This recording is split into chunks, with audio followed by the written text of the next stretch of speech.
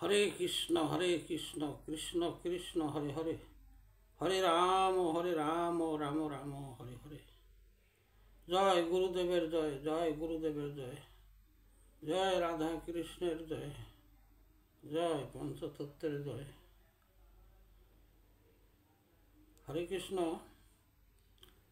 আজ আমি আপনাদের সামনে যে আলোচনা নিয়ে আসছি, আলোচনা হলো মহাপ্রভুকে শ্রী চৈতন্য বলার কারণ কি।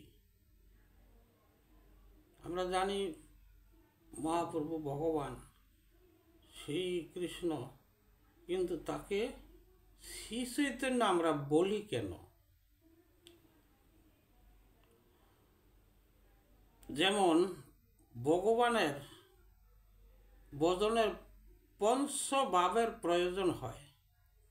কীরকম? শান্ত, দাস্য, সৌখ্য, বাৎসল্য, মধুর।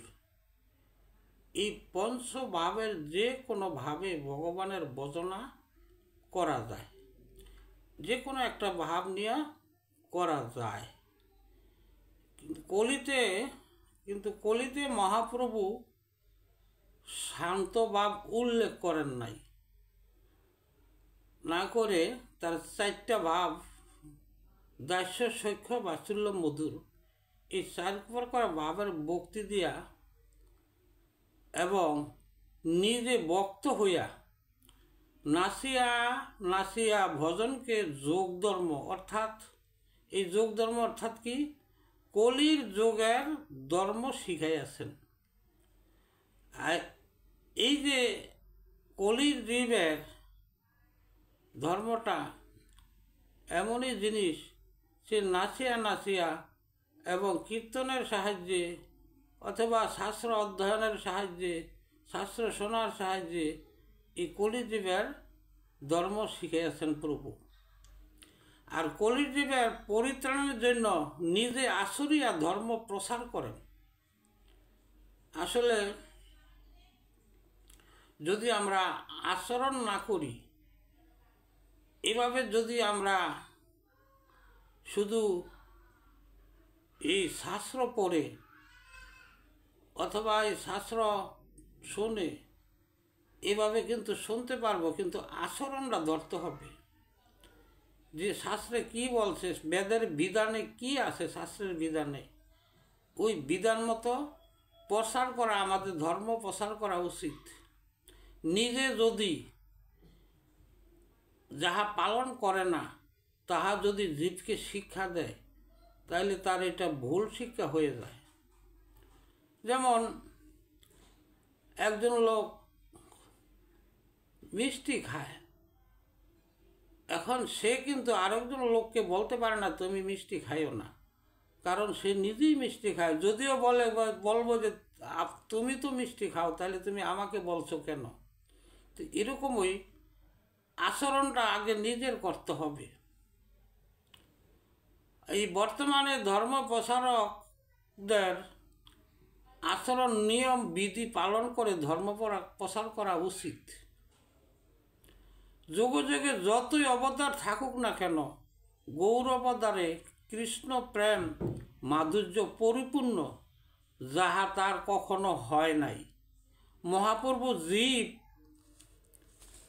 তরুলতা সকলকে প্রেমদান করছেন। এর পূর্বে কৃষ্ণ নামের কোনো বোধ ছিল না। এই মহাপ্রভু আসার আগে কৃষ্ণ নাম যে কি জিনিস এর কারো বোধগম্য ছিল না। তাই মহাপ্রভু এটাকে জাগ্রত করছে, চেতন করে দিছে। তিনি কৃষ্ণকে চেতন বোধ করায়, এই জন্য তিনি চৈতন্য। হরে কৃষ্ণ। আর এই ভগবান যে তিন যোগ, কি কি? দাপর, তেতা, দাপর ও কলি, এই তিনটা যোগের ভিতরে সে কিন্তু তিন বর্ণে সে ধারণ করছেন। তিন বর্ণ কি কি? শুক্লবর্ণ, রক্তবর্ণ, পীতবর্ণ, এগুলো ধারণ যোগে যোগে সে ধারণ করে আসছেন। আর এই দেবতাদের আর একটা বিষয় হলো যে এই যে কলিতে যে আমরা যে ধর্ম গৌরাঙ্গ মহাপ্রভু শিখিয়ে গেছেন, এতে কি হয়, এতে সম্ভব হয় যে তারা ভজন করার এবং সিদ্ধি লাভ করা তাদের পক্ষে সম্ভব হয় একমাত্র মানব জাতির। তাই এই দেবতাদেরও মানব হবার স্বাদ জাগে। কেন জাগে?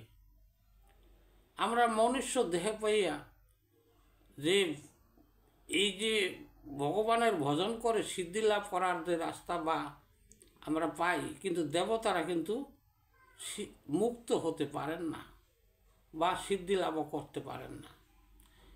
এই চৈতন্যদেব ভক্তের জন্য ভক্তি অনায়াসে দান করেন। তাই দেবতারা যেমন ব্রহ্মা, শিব, অন্যান্য দেবতারা মানুষের দেহ ধারণ করে ভগবানের উপাসনা করেন। এই জগতে অনেকেই আমরা বুঝতে পারি না, শিবরূপে অথবা ব্রহ্মারূপে তারা এই দেহ ধারণ করে এই পৃথিবীতে আসেন, আইসা তারা উপাসনা করেন। সাধারণত জ্ঞান দ্বারা কিন্তু এ বোঝা খুবই মুশকিল এই তথ্যটা। এই জগতে অনেকেই উপাসনা করে সিদ্ধি লাভ করেছেন, দেবতাদের দ্বারা সম্ভব না তা। এই মানব দেহ দিয়ে যতই এই যে উপাসনা করে সিদ্ধি লাভ করা, বৈকুণ্ঠ লাভ করা, কিন্তু দেবতাদের দ্বারা তাহা সম্ভব না। তাই দেবতাদের মানব হবার খুবই স্বাদ, আর আমরা মানব হইয়া কিন্তু তা করতে পারি না। আর কলিতে গৌরাঙ্গ মহাপ্রভু সন্ন্যাস ধর্মকে যে নিষেধ করছেন, যে কলির জীবের জন্য সন্ন্যাস হওয়াটা দুঃসাধ্য। সন্ন্যাসী হইল এই যে মায়াবাদী সন্ন্যাসী। আসলে সন্ন্যাসী তারা গৃহ থাকে না, মন্দিরও থাকে না, কোথাও থাকে না, তারা বনে জঙ্গলে থাকতো আগে।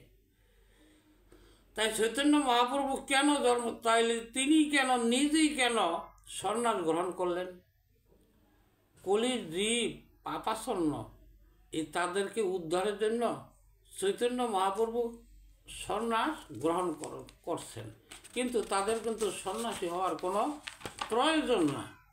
একমাত্র জীবের জন্য, জীবের কল্যাণের জন্য, জীবকে কিভাবে উদ্ধার করব, এই উদ্ধারের জন্য যদি আচরণ না করে, তাহলে জীব তার কথা শুনবে না, তার শিখবে না। তাই সে নিজে আচরিয়া এবং সন্ন্যাস গ্রহণ করিয়া এই কলির জীবকে শিক্ষা দিয়েছেন।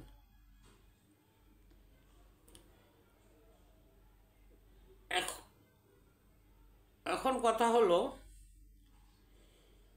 এই যে ভক্ত আর অসুর, যে দেবতা, ভক্ত মানে দেবতা যারা তারই ভক্ত, আর অসুর প্রকৃতির লোক আমাদের এই জগতেই, এই দেহের ভিতরে, এই মানব দেহের ভিতরে অসুরও থাকে, আবার দেবতাও থাকে। এক দেহের ভিতরে দেবতা, অসুর, স্বর্গ, নরক সব যত আছে সব এই দেহের ভিতরে আছে। এখানে এই অসুর প্রকৃতির লোক এই ভগবানকে তারা কি জানবে না? তারা কিভাবে জানতে পারে? এই অসুর প্রকৃতির লোক ভক্তি দ্বারা শাস্ত্র পাঠ করে অথবা খুব মনোযোগের সহিত শুনে, শাস্ত্র শোনে মনোযোগের সহিত, এই অসুর প্রকৃতির লোকও ভগবানকে জানতে পারে। এই যে লোকগুলা, মানুষগুলা, এই মানুষগুলা কীরকম, কত প্রকার? দুই প্রকার। যারা ভক্ত তারা হইল দেবতা, আর যারা অভক্ত তারা হইল অসুর। এভাবে আমরা জানতে পারি। যার ভিতর আশ্বরিক ভাব তারাই কিন্তু অসুর, আর যাদের ভিতরে দেবভাব, মানুষের হিতের জন্য, মানুষের কল্যাণের জন্য আর আছে, তারা হইল দেবতা। আর এই ভগবানের রূপগুলা আমরা কিভাবে অনুভব করতে পারি? ভগবানের স্বরূপ অসীম, এই ভগবানের রূপ যে অসীম রূপ, তাহলে ভগবানের রূপ, আমরা কি ভগবানের তাহলে কি রূপ আছে? এই অসীম রূপগুলো একত্র করলে ভগবানের রূপ হয়। তার কিন্তু এই স্বরূপগুলা অসীম, কোনো সীমাহীন, দেশকাল পাত্রের ঊর্ধ্বে।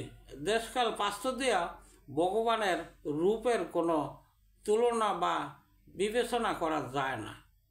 তার সমান এই শ্রেষ্ঠ আর কেউ নাই। তার রূপ মায়া বলে গোপন করে রয়েছে। এই যে ভগবানের রূপটা মায়া দ্বারা কিন্তু আচ্ছন্ন, তা থাকা সত্ত্বেও ভগবানের প্রকৃত ভক্ত ধ্যান দ্বারা অনুভব করতে পারেন। একমাত্র ভক্তেরই সম্ভব। ধ্যানে, জ্ঞানে এবং ভজনে তারা কিন্তু অনুভব করেন। আর জ্ঞান ধ্যান উভয় দ্বারাই ভগবানের রূপ প্রকাশ হয়। ভগবান যেহেতু ভক্তের প্রেম ভক্তি হৃদয়ে বাস করেন, সবার ভিতরে কিন্তু ভগবান বাস করেন না। একমাত্র যার ভিতরে প্রেম ভক্তি থাকে তার ভিতরেই ভগবান বাস করেন, হৃদয়ের ভিতরে। তাই ভক্তি সহকারে বেদ প্রকৃতি শাস্ত্র পাঠের ফলে জ্ঞান ভক্তি দ্বারা ভগবানের রূপ প্রকাশিত হয়।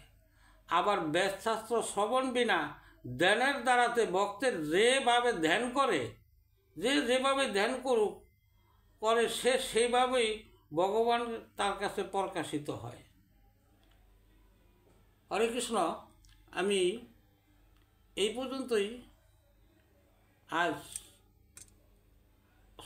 পর্যন্তই আমার আলোচনা সমাপ্ত করলাম। আর ভুল ত্রুটি হলে ক্ষমা করে দিবেন। হরে কৃষ্ণ কৃষ্ণ কৃষ্ণ হরে হরে, হরে রাম রাম রাম।